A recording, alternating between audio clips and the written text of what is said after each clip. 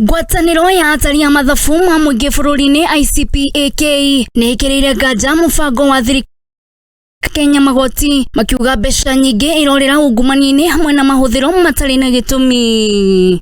Currently, Kenya things are not as easy as they should be, especially akiaria hĩndĩ ya kĩgomano kĩa o mwaka kaunti-inĩ ya Kakamega, mũikarĩri gĩtĩ wa ngwatanĩro no Philip Kaikai nĩ orĩtie thirikari gwetha njĩra ingĩ cia kũrogota magoti handũ ha gũthiĩ na mbere kũrenga Kenya mĩcara yao mĩnini ĩrĩa maratigĩrio. We support quite a number of initiatives the government is doing, but we also call upon government to at least cut down on many of the expenditures that are not really necessary. Ngwatanĩro ĩno yugĩte kũgera mũikarĩri gĩtĩ wao yugĩte kwambatĩra kwa thogora wa mũtũrĩre icũngĩrĩirio nĩ kũhinyĩrĩrio gwa ciringi ya Kenya nĩ dola. Last year we find that in the last 1 year that the government have been regime, we've had increase in the public debt, basically because maybe depreciation of the Kenyan shilling able to balloon our Launda Dickson Mwangu augĩte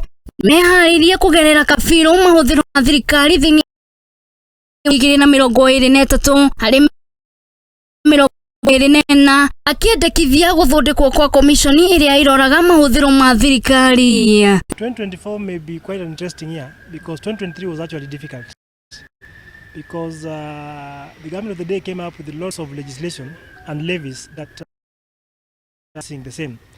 I don't foresee a situation of the same.